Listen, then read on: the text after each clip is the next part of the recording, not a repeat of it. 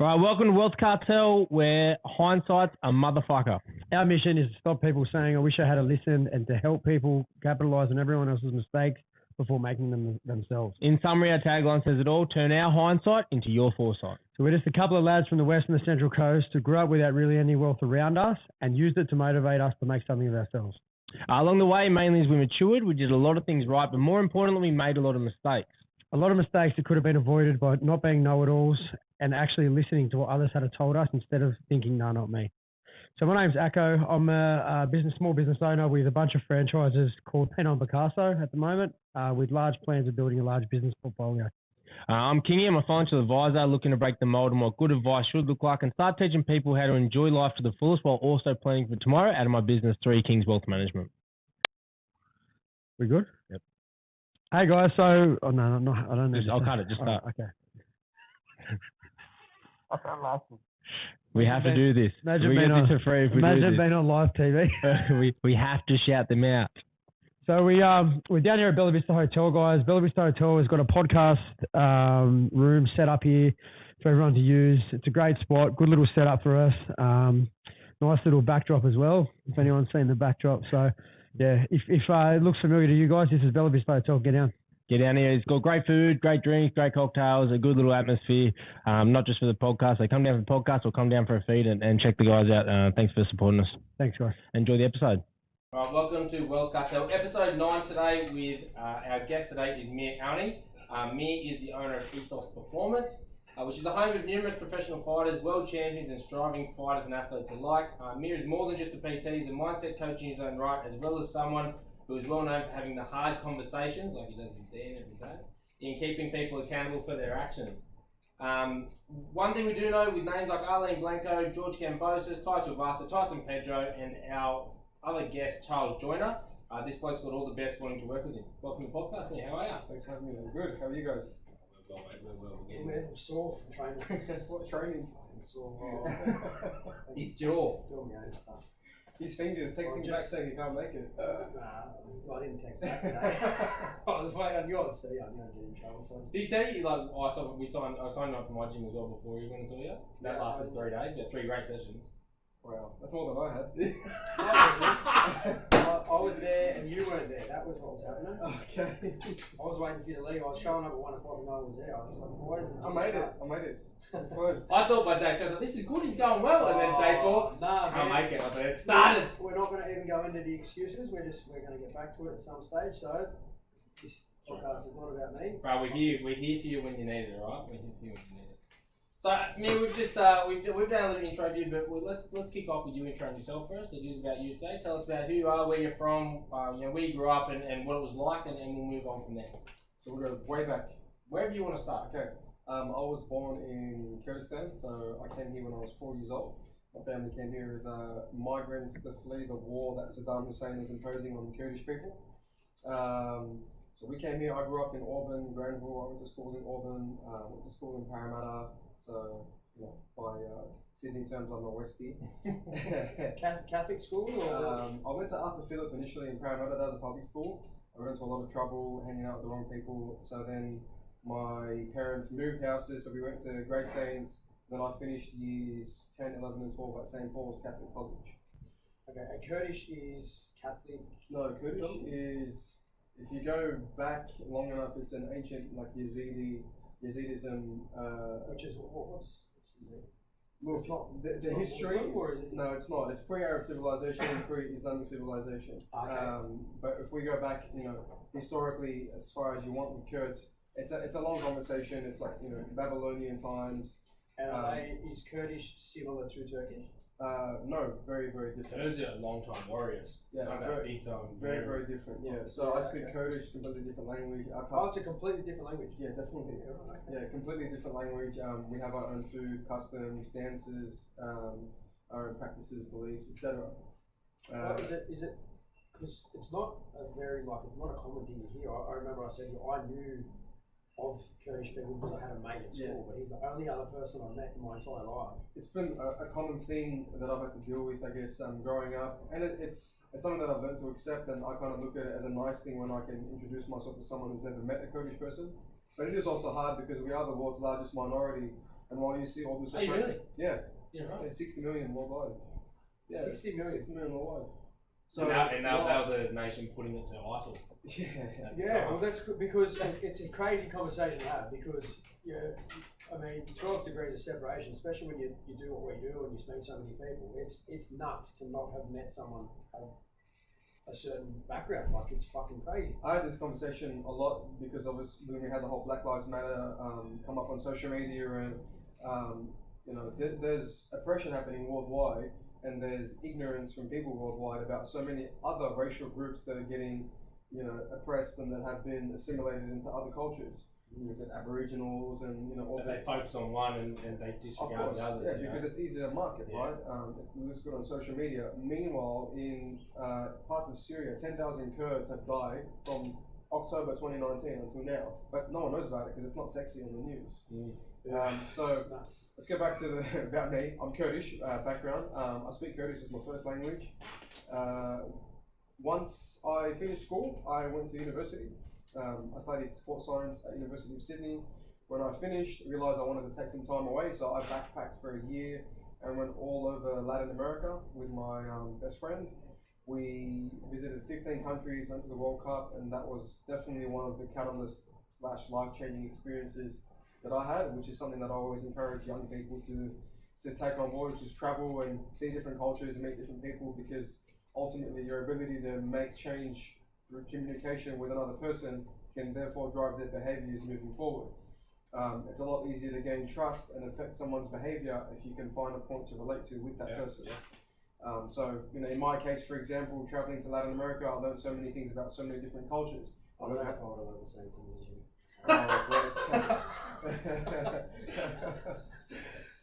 I learned how to speak Spanish, so therefore I feel comfortable relating to people from those cultures. That's just one example. I think that's important. A lot of people think traveling is about seeing nice, pretty things, and we talked about last time. We talked about actually one of the things that I read an article about was we talked about one of the biggest things people say on this podcast is spending time with people, right? Forget where do we find the balance between lifestyle, money, and stuff like that. And one of the things I read an article about was actually one of the things people traveling enjoy the most is who they're spending that experience. It's not seeing the pretty shit. It's experiencing that with someone they love or care for, and that's another angle to it is the culture. Experiencing the culture. It's not about seeing pretty things. It's spiritually. Well, I think it rolls into. I think it all rolls into one. I think we've spoken a lot about doing certain things because of social media or because other people think it's fun. People say, "Hey, I want to go see the Eiffel Tower," and I go, "Well, so do I," because he's seen it. But as you become of age or as you get a bit older and become more conscious of what you like, I personally, that's not something I wish I heard what you just said before I started traveling, because I think that's a really brilliant way to open your eyes to consider. I personally think it depends the context of the traveling. As context matters everything else. If you're traveling with a partner, I think that trip can be very important for exposing areas of the relationship that might need work, and then therefore enhancing other areas of the relationship. When you travel by yourself, which I've also done, it kind of gives you space to reflect on your relationship with yourself and expose areas of your own relationship with yourself and yourself as a person, which is 100%. Because the time is different when spent with other people, when spent by yourself, which is why both are important. I've really enjoyed traveling by myself when I've been able to, as well as I've enjoyed traveling with my friend and with a partner, etc.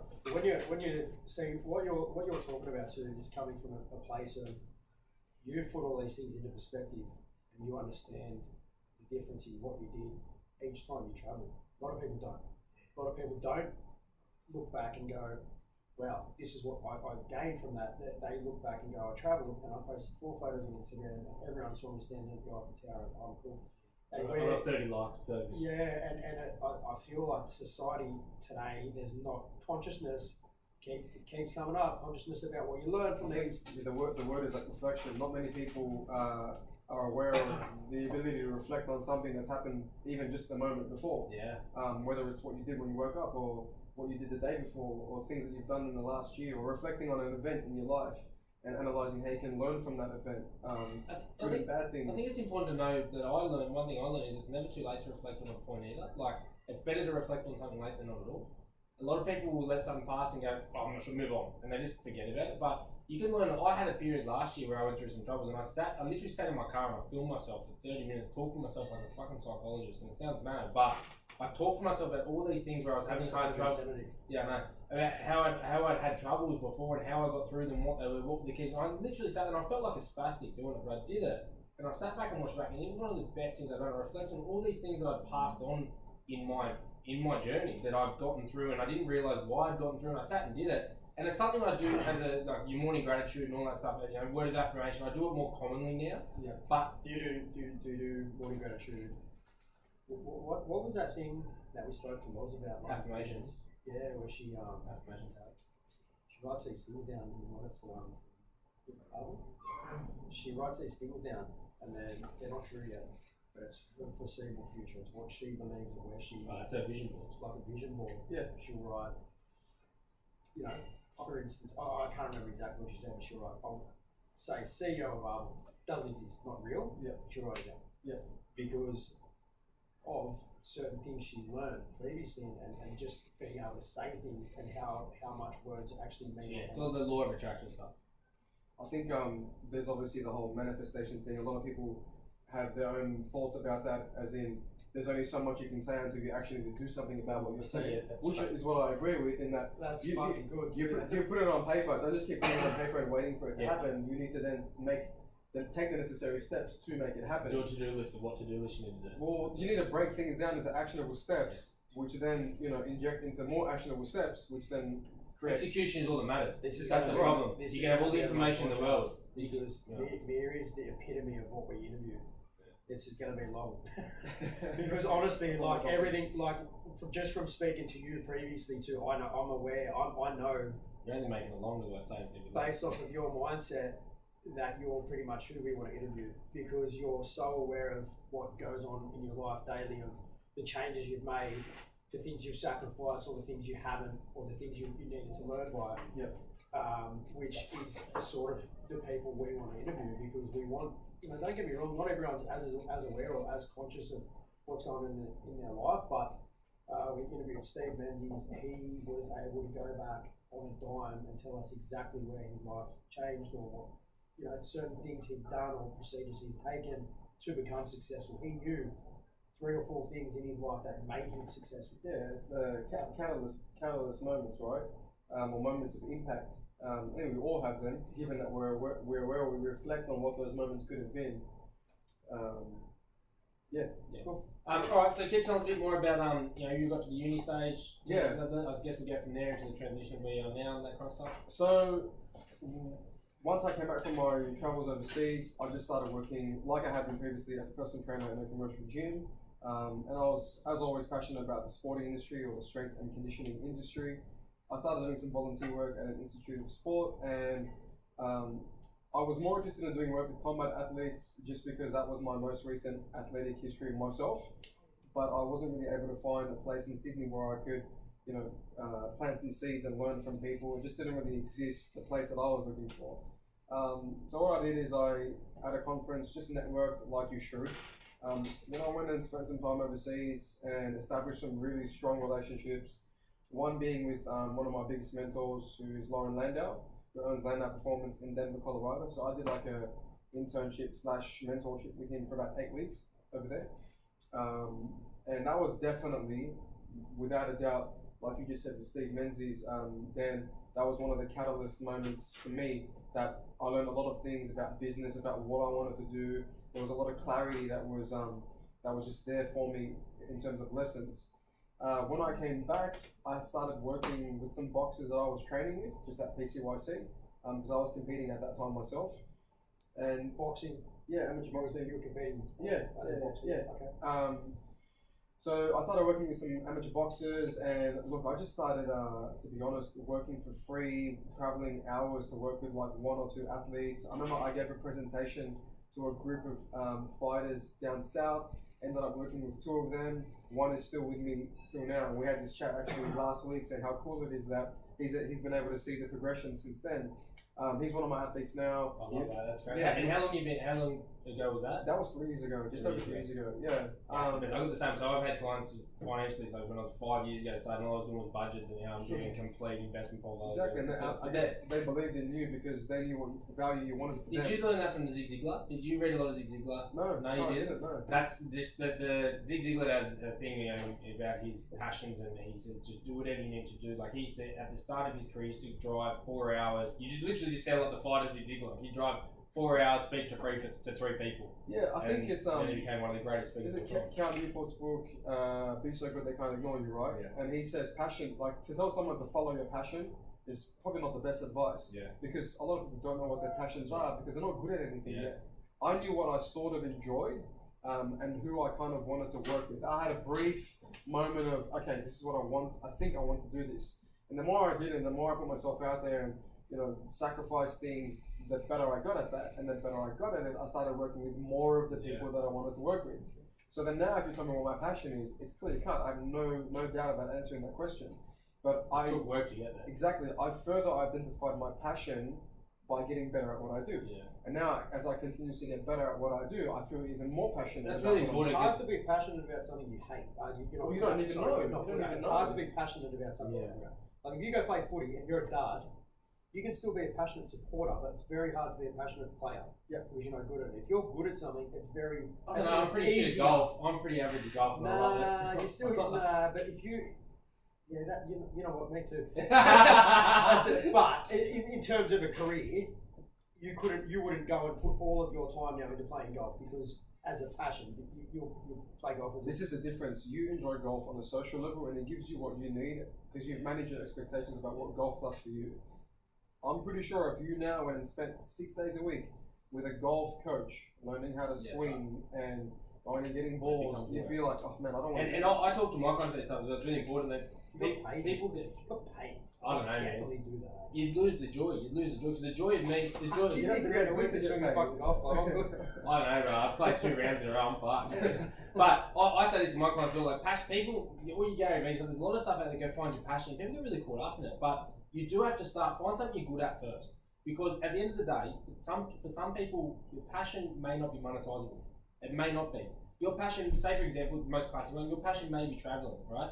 So find something you're good at that you can earn money to support your passion on the side, right? And then you can somehow transition to that. There's very few of us that are lucky that we've got the middle point. On what you said, when I was working with a bunch of fighters, I was still training all the clients that that were falling off, that were lazy, that didn't want to that were just. You might as well just say my name. You're gonna bring me up every time we have this. So I was working with those people to sustain. Not the fighters, he said. To sustain an income so I could pay rent, so I could afford to travel and continue to pay rent while I was overseas and not getting paid. Until the roles slowly started reversing. So if you don't know where to start with something you're good at. That's well, not start with something you're good at. Start with something you think you might be interested in and get better at that. Yeah. Because you're not going to be good at it from the start. Train. So when you say certain people, I know a lot of people actually I grew up with that become travel agents because not much money. No. Well, you get to travel. But you say that about being a bar. There's not much money in being a barber until you become the best, right? So similar to a travel agent, we can say there's not much money. And my sister became a travel agent, lived her best life 3 or 4 years. Then went, you know what? I've got a degree as a teacher. I really should now. But never lost the love for traveling. So I spent 4 years, loved her job, absolutely loved the job, but realised, you know what? I've got a degree. I'm probably going to be a pretty good teacher. I can then support my travelling. But worked for 4 years as a kid and travelled, I don't know, 30 countries probably in 4 years and never regretted that. And now it's so well rounded. When you talk to her, there's not everyone who likes travelling can be a traveller. You got sales skills, 100%. Yeah.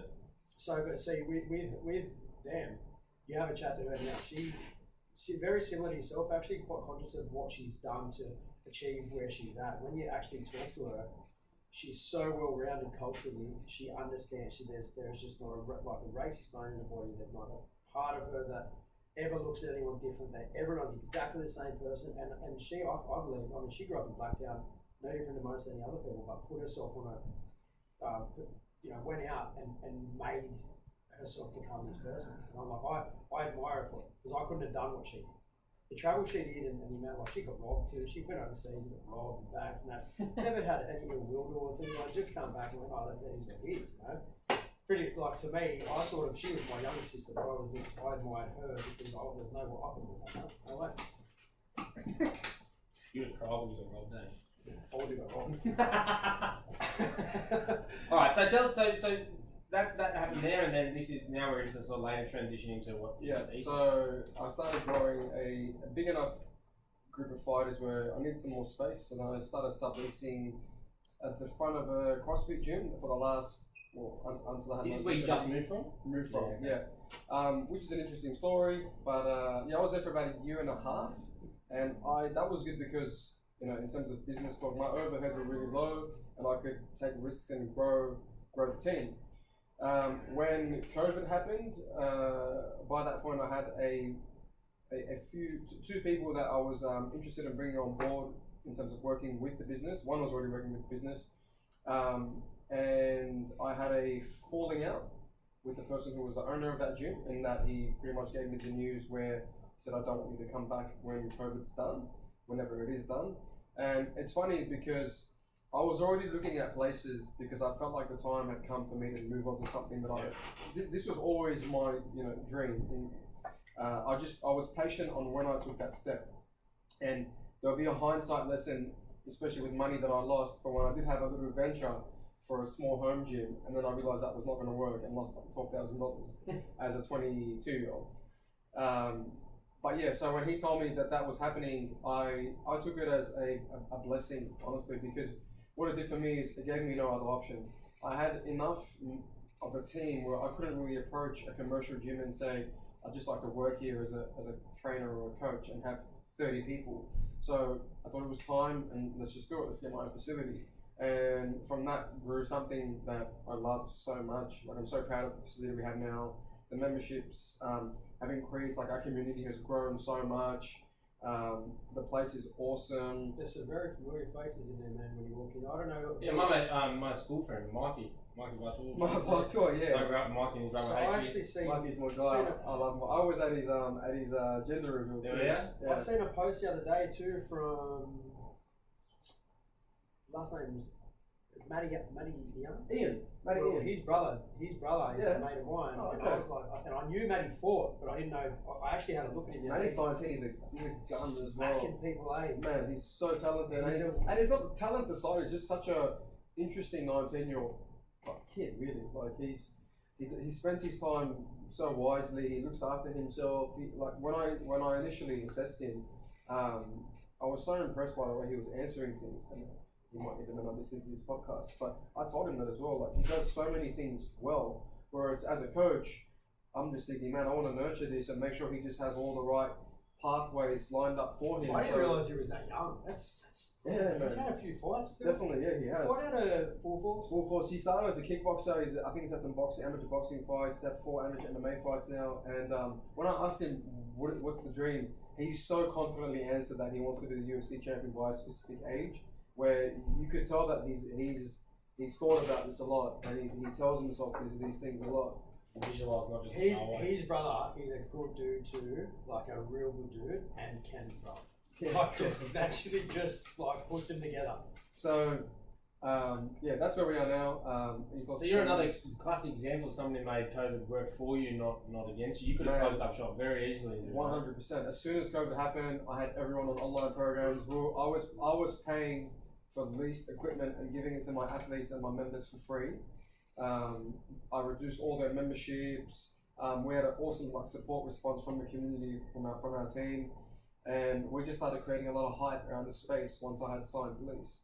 Started getting people excited. You have a great culture. The way I found out about you, and I'd seen your sort of stuff. I'd seen it for ages. I grew up on the coast with like Jay Malarkey and Benny Hansen, and we all fought up there, right? And I don't think we ever growing up went to an actual fight gym or anything. We just had our own shed and we did it from there, right? And we developed what we developed out of it. And so I joined the army. I came back and I'm sitting there just before COVID, and I trained with Arlene at Lions. I started it out there when it first opened, way back when, and I've known Mikey since school. But I only really first started really hearing about you a lot was COVID, because everyone was going, can't wait for the place to open. Like, everyone was pumped for you to be back open. I was like, holy shit, check this place out. People were like fiending it. I got it mixed up with, I know a dude calls himself Ethos and he owns Muscle Brothers on the Central Coast. Oh, And okay. I kept thinking, fuck, they're the same people. I'm gonna sue him. He calls himself Ethos with an F.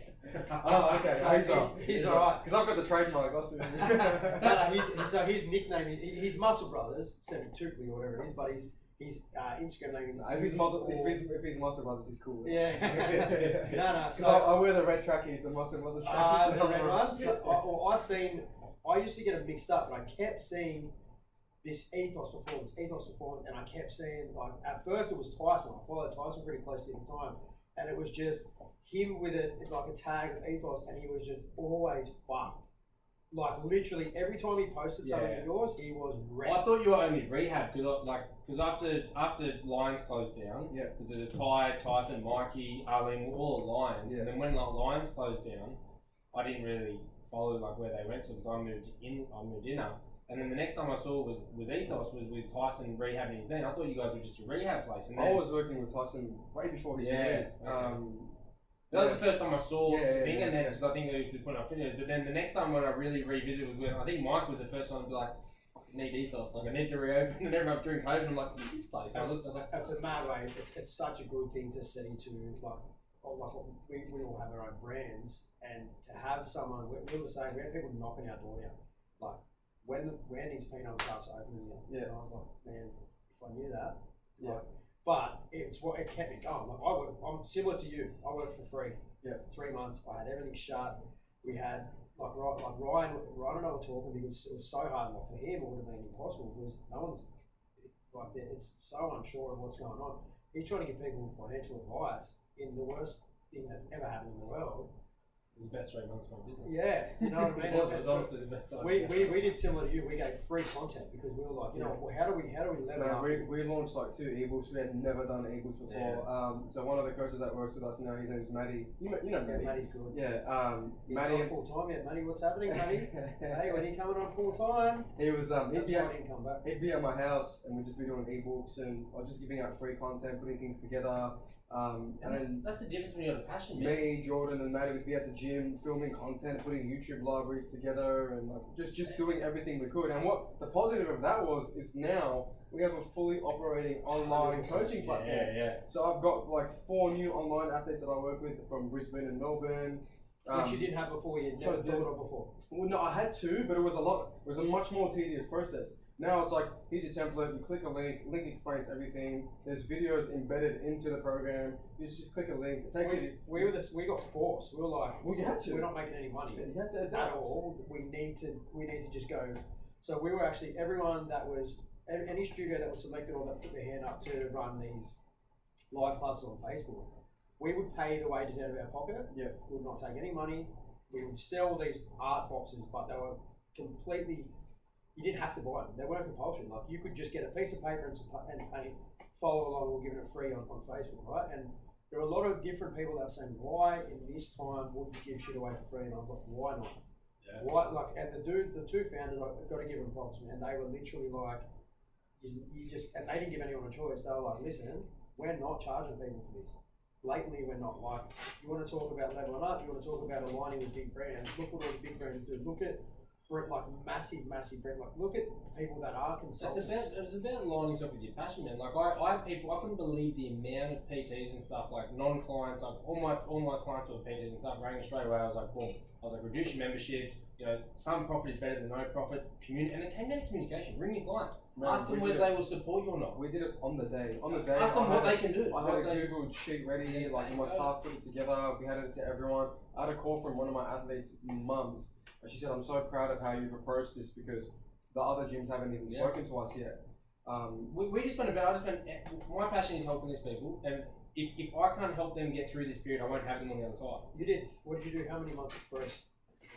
What did you do? 6 months. 6 months. 6 months for free. You know, the thing is, man, like, and you rang everyone directly, eh? I was rang every day. I was managing portfolios for free, everything. I think distress tolerance with most people in today's society is quite low. My mum, I asked my mum, like, Mum, are you concerned about everything? And she's like, you know, listen to the story of us migrating to Australia. She goes, no, we have a roof, we've got food, we're getting money from the government, so we're going to be fine. But isn't that such a good mindset to have around your Definitely. Like, that's because there's It not. shows how privileged we are here. Like so much from our core base level is such a high level of privilege. Bro, there's 80% of anyone I know, literally, they just complain. Because the privilege, they're used to having it so well, but the slightest thing hits and they Man, struggle. during COVID, I put together the whole curriculum for the internship program, objectives, questions, content. That's fully operating now. I've got applicants that have But you know why you were able to do that was because when you went and said, "Mum, are you concerned?" Your mum went, well, like that mindset instantly is shifted instantly into and I've absorbed a lot of work ethic from her, seeing her as I grew up. That's unreal to hear, man. That's I love that. Like my mum is quite a glass half empty person, and it's just she's had it hard or whatever, and we chat quite a bit, and I'm constantly saying to her, just be positive, just forget it, because it is like you most of the time when you're thinking this negative shit, you play it into existence. You just think it's going to happen and it happens. I struggle so much with people that stress about something that hasn't happened yet. Like, Control what you can control. All that's out of your control. And when we had this conversation about COVID, I think people around me were more worried about my businesses and my success than me, because they were like, how are you going to come back from this, man? You've just made such a big thing. Like, Meer, you've been kicked out. What are you going to do? I'm like, I'm going to open a facility. It's one of the best facilities in New South Wales, hands down. They're like, really? Yeah. Look, and I think what you put out, you give back. Like you get back. So I'm fortunate that I've had a few friends, mentors, consultants that have helped me with the business that I wouldn't have been able to achieve it so not easily, but I had attainable. Definitely. I had a lot of hindsight lessons from them in terms of the logistics of the business, the legalities of the business, the financials of the business. Bit of a head start for 100%, man. I grew up. Mum is very I grew up. We had dial up forever or no internet. Mum that's lazy using the computer, using the encyclopedia, and I've always. What's encyclopedia? Yeah, that's right. So I was always like. I used to argue with Mum because my mum was one of the hardest workers ever. She was the breadwinner. She raised me as a single mum and did working 60-hour weeks, and she had that ethic with no, you need to work hard. And I was like, no. What if I work hard with more efficiency? Like that's what my head was, and that's what I sort of brought into my life. That's the whole podcast, isn't it? Yeah, that's right. And I've always I consider myself a sponge, and one of the best things through the army, through my pre-career, you're a sponge. That's a fucking sponge. Yeah. So then after that, what I've brought into my career now is I really, and I try and pass on to people, I really try and take I am who I am, I try and take the best from everyone I learn, you know what I mean? And that's what we try and combat when people say, no, you need to learn your own mistakes. You don't need to learn them all. You don't need to learn them all yourself. You can learn a lot from other people and get that head start and make new ones. And that's how the world progresses. That's how we get ahead. If you were to, with you just said, you went and spoke to your mum and she said straight away, here's what a roof over our head. Not everyone's had those experiences coming from Kurdistan to understand that. But as a first world country, times like these people are gonna learn. Like they're gonna start learning. You're gonna learn today. You're gonna learn. Because the people that are like, and we talk about. Are they gonna? Well, I don't know. 3 of us come out the other side better off, right? So much better. I know a lot of other people that have done the same thing. I know people with a positive mindset that have just managed to just turn COVID and just make it their bitch. That's just the way it is. I also know other people that have learned by watching, like not so much the podcast, but by watching what I've done. I've had friends ring and it's quite humbling actually. They're ringing, they're saying, "Man, what are you doing?" I just had a message from a dude that said, I just want to have a chat to you about business. And I'm only new to business, right? I've run businesses before, but I'm new to being successful at them. And COVID helped me to understand that I wasn't as good as what I thought. But other people are going, well, man, if he's doing that, I know this dude. He's a normal person. If he can manage that, why can't we do that? What is it that's different? And it's not being smarter. It's not being better at business. It's having a better mindset. That's the only thing different from what I believe from me 2 years ago. I haven't changed. I'm not smarter. I'm not better at anything else, but managing my mind. It's 100%. And every single person we get on here has a good mindset. Yeah, I think just before when you said it, learning. My life changed when I learned to focus on what I could control. That was it. And the best business owners I've seen is things you can't control, just move on. What can I control to make this outcome better? And that's where we progress. One thing. I listened to a podcast recently, and it was on Wealth Cartel. Wealth Cartel. and the piece of information anyway, it was that it's good to he called it like filing issues. So not always having to deal with the issues unless they're obviously urgent in that moment. So you might have a task issue present itself. You can cabinet that issue until you deal with issues which might be scheduled for Fridays. Yeah. Friday's the day where I'll Prioritize exactly. issues, Yeah, I'll chunk things on a Friday. Why spend 3 hours now when you might be answering something else? Yeah, definitely. And I think what you said, Dan. I slightly disagree because once you shift your approach to things personally, what that does indirectly or directly is you do start learning more. You do start learning more about business because you've changed your approach to how you want to intake information. Oh no, don't get me wrong. I agree with you. I have gotten better, but what I mean is, I have become better because my mindset got better. Understand? So in that 2 year period, had my mindset not have changed, I'd be the same person. So who changed your mindset? You. Me. Right. I agree. And that's the biggest issue. I have a few mentors. You did, but you had to seek them out. You had to listen. You had to be willing to take on that information. That's the biggest issue with people. Like all the information in the world you want is out there. Right, like we are in the world of information. The biggest thing I say to younger people is, the first step is you've got to want it. Like no one can do. Everyone comes to me for money, right? And they what's the one trick tip?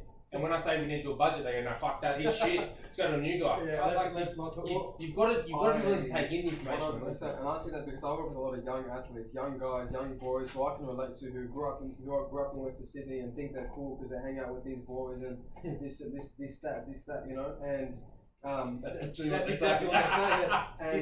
This, that, Adelaide. Yeah, right. And the conversations I have with some of them can be taken as dismissive and they don't want to take on any information.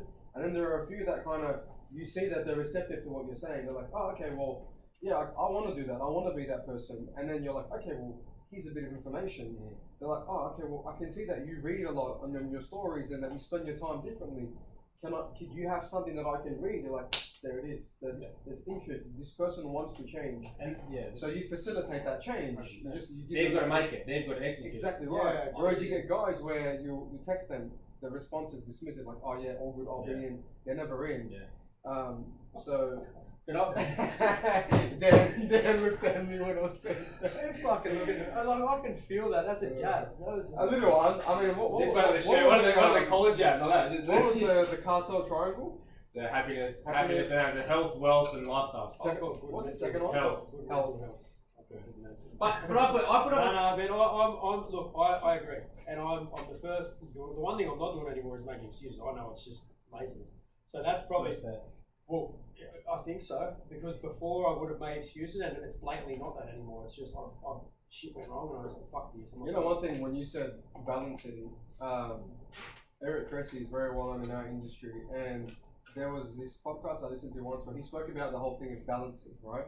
And I don't really think that you can always balance everything. No, we talk about this as well. I think it's more about understanding and managing your expectations around what you need to sacrifice, and not then feel guilty about it or blame other people about it. For example, if you're opening a business, you might have to manage the expectation that your personal your social life is going to be on the downside. You're not going to be able to see your partner as much or your friends as much. We talk about this. The triangle doesn't mean it needs to be equal. It means at that given time of your life, what your goals and purpose are. What do you need to shift? What's the balance of those three, or the formula that equates to make the peak happiness at that time? And it changes. It's never the same. That's right. Exactly. It's a shift all the time. There's a copyright. I'm taking it now. You can't use it. You should have a logo for the podcast where it's almost like a polygon sort of shape. We do have that logo, don't It is copyrighted. Yeah, it's already copyrighted. Fuck off. I'll copyright it so no one can use it. Let me just send a text message. You know what? It's crazy too, because when we started this podcast, we were very unsure of what to expect. We both know we're in decent positions of our careers and our life, like in regards to the fact that with me, and both of our mindsets are so different. Like with Ryan and what he's looking to achieve currently and right now is very different than mine, mate. Mainly because so with me, with my kids, 50% of everything for me now is based off of how my family are going, and then I split the other 50 up, right? Business, personal, whatever it is. But what we're starting to understand is, regardless of who it is we get in here or what the conversation is between us, no week, or what I'm understanding, no week, so we talk about this balance in the triangle. Every week when I come in here, that triangle's different. Yeah. Every single week. Like 1 week you come in and I'm training flat stick with you and I'm feeling good. 100% I'll come in. That was the first week. It was only a week. But you get it? So that week, 100% that week, the triangle was different to what it is now. Yeah. Right? But somehow I managed. Yeah. For me, the way I see it is there are some things that should always be at like a base level. Non-negotiable, right? And for me personally, I just communicate that your physical health, your mental health, those are things that translate into all other aspects of your life. How you relate with your family, how you feel about yourself, your productivity, your hormonal levels, your metabolic efficiency, all these things depend on what you eat, how you sleep, obviously how you think, of course, is very important, and your basic levels of exercise. It's sad that in today's society, we have to encourage people to achieve 10,000 steps a day, like this is this magical number. So for me, yes, even though I'm very, very, very, very elementary in stages of business, it's been hectic, it's been very busy, and I'm learning so much on the go. It's my first facility. But something that I don't, we had this discussion, something that I don't compromise on is what I put in my stomach. I'm not going to go and eat shit. I'll make sure I put things in place so at least I fuel the body well, so I can function and I guess thrive, for lack of a better word, as best as I can with the triangle that I have in that moment. My training, my personal training, as in what I'm doing in the gym and my own boxing, has lacked is because of fucking horrible right now. And I'm not sad about it because I told myself I knew this would happen, but it's slowly getting better. Charlie and I, we started doing some pads once a week together, like a private, because that was someone I could keep accountable to keep me accountable. The same way I do that for him with what I do with him. So that like when you were saying, so the difference between me and you is, and it's hard for me because like you go, remember you said to me, I ate a Magnum last night. I remember you said to me, yes, I went and bought an ice cream from the servo because I wanted a fucking ice cream, but I had my 7 and 8 the next day. Yes. I'm not there yet. I go, I'm good. I was good that week, and then I go, I'm away in Canberra. Shit goes wrong. I'm like, fuck this. I ate shit, and then it was like, oh, exactly. And I struggle with that next all day. All or nothing. Yeah. That's that all or nothing mentality. And this is where this trial comes, because same thing. People go, I want to get better at money. Fuck health and lifestyle. I'm going to stay at home. I'm going to save. But then you get all this money, and then you have a slight weakness, and you go, I've got 30 grand in the bank. Fuck, how's the jet ski sound? I know a no, you just need to stop. We're gonna have it. Yeah, all me versus you two cunts. You know what it is? I had a chat on Tuesday or Wednesday with the dad of one of the young boys that I train. He's 17 years old. His dad's 46. He's multi-millionaire. Owns that many massive building complexes. He's got a huge building company.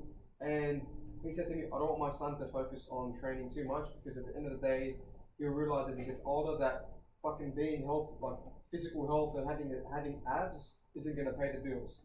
And I said it's easy to say when you don't have abs or when you're not in shape yourself. He's got a gut, he smokes. So he'll be 60, 65 when he'll look back and we'll get him on the podcast and that's when he'll go, fuck, I wish I was healthier. Look, how did he respond to that? Because people like that are hard to have that conversation with. How did I respond to that? How did he respond when you said that? I didn't say to him, when you did it? I didn't say that well no, it's not that. It's the battle for me isn't him.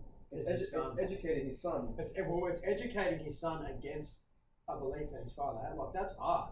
That's hard, bro. Of course. That's hard. I told his son, look, even if you don't come to the gym with us, I'll give you a program to follow at home. So you can still make your parents happy and study, but still use the garage gym and get things done. And he was like, yeah, that'd be awesome.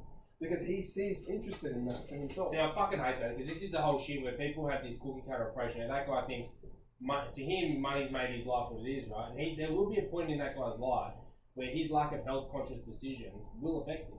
He will have a lack of quality of life at some point because of it, and only then will he realise. But what we're trying to say is hindsight. He'll be the hindsight person in 20 years, right? Key. We're trying to say to everyone now, like, to that guy, that guy doesn't need to listen to money talks, right? No one's hindsight's going to have money, but he'll look back and go, fuck, I wish I listened to that person on health, right? And we're trying to pass that on to say, There's no cookie-cutter approach, and there's no balance in the triangle that actually gives you the answer. It's how to find what questions to ask to figure out what your balance needs to be at that time. You know, like I'm not a father yet, but all the research and what you read on like kids, they absorb a lot by looking at parents or looking at the adults around them, right? So if for me, I want to be the 50-year-old dad who can still run around with the kids and go to the beach and do all those things. My old man's 56, can't even bend down to like pick something up. You know, it's not a good way of life. So and with medical advances, we're living longer. So exactly, it's a longer time to be unhealthy. And you know the triangle. How long is a triangle going to favor money? Yeah. At the expense of yourself. That's right. Yeah. And that's what I'm saying is I get so many people come to the door and they go, yeah, money, right? But then, like I said, if you say a lot of people get it because I'm very lax with my budgets for my clients. And one point I'll get to, which I put a post up today that you were sort of alluding to before. I've realised as I've gotten better, there's 3 stages to a professional. There's when you first start, you know shit, but you don't really know shit. You don't know how to apply that theoretical in a practical situation. Stage 2 is then when you realise what's practical. How do you take your theory and make it realistic?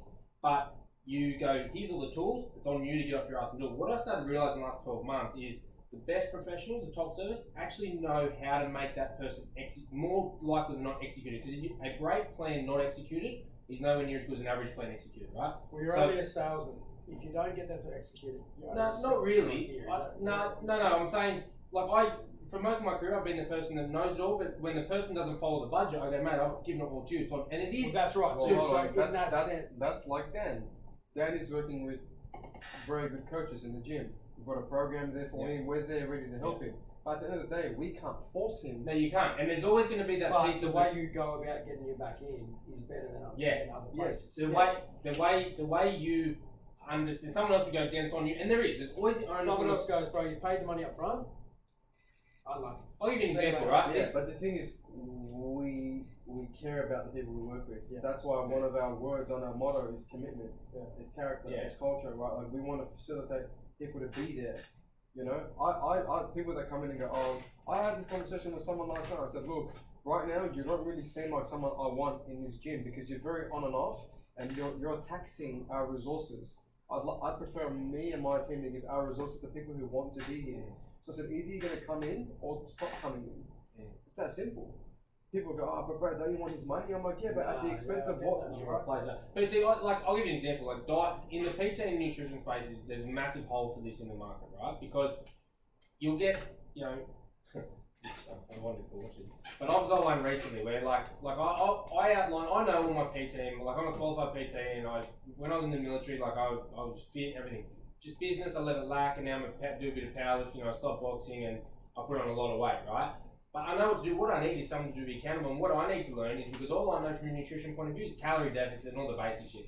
I was trying to approach someone to say, hey, teach me how to do this sustainably long term. Because I can get lean, but then as soon as that goal's over, go back, right? So I was trying to say get sustainable. Here's my non-negotiables. Here's what I work, but I'm not a bodybuilder. I'm not a fighter. I don't need to do 8 meals a day at this, and meal number 1 doesn't need to be meal and rice. I don't need to walk 3 hours a day because I've got a business to run. There's got to be sustainable steps. Then the program you get is just a copy and pasted bodybuilding.com program that's the same as someone else, and you go, well, and then but then you don't follow it, and it's on you for not following. Well, no, it's not, because I'm willing to do it. You just haven't given me something that's executable in line with what I want, you know? And the thing is, the program is the smallest percentage of the thing. It's more about finding something that can affect change in that person's behavior to make them follow the program. That's right.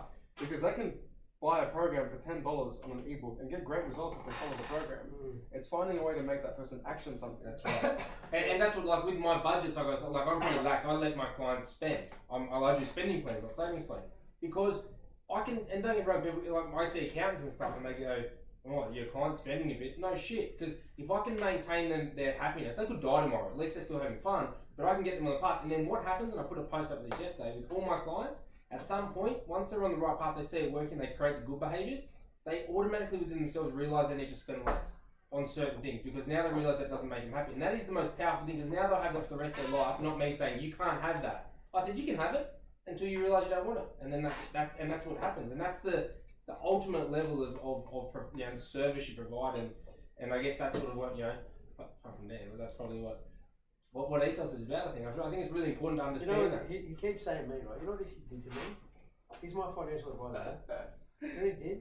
He complained about me fucking spending too much money, and then rings me and says, "Hey Dan, I've got a share in a racehorse. You want to buy it?" How good is it, Bob? Yeah, and then it nearly won. Nearly won on Monday. We would not have been here. I said to my missus before we went there, I said, "Listen, We were on 130 grand between four of us." I said, if the horse wins today, what I'm going to do, Dale, she'll be watching too. So I'm going to give you 10 grand, and you're not going to see me for 4 days. And that 10 grand is payment for that. And she races another 3 weeks and we're on again. Same story, repeat. And I fucking lost. All right, anyway, so let's get back to it. So yeah, Because we've gone sideways. no, this is good, but I really like the flow on because it is talking about. So we've gone and talked about the business where you're at, what sort of happened. Sounds to me a bit like, you know, like you had catalyst moments, but you sound a bit like Charles in the way that you started on a purpose and you followed it sort of step by step. You've done a lot of things. You're not so much someone we've had where you're on the wrong path for ages and then something catalyst. You found you're in the wrong group as a kid and sort of at school and progressed through, did the things you need to do, and you've been on a pretty good path since, right? Yeah, I've just been on a path. Yeah. There's been bad moments, there's been good moments. Yeah. You know, fortunately, I did a lot of my stupid shit before I was 18. And yeah, I think there's a good or bad path.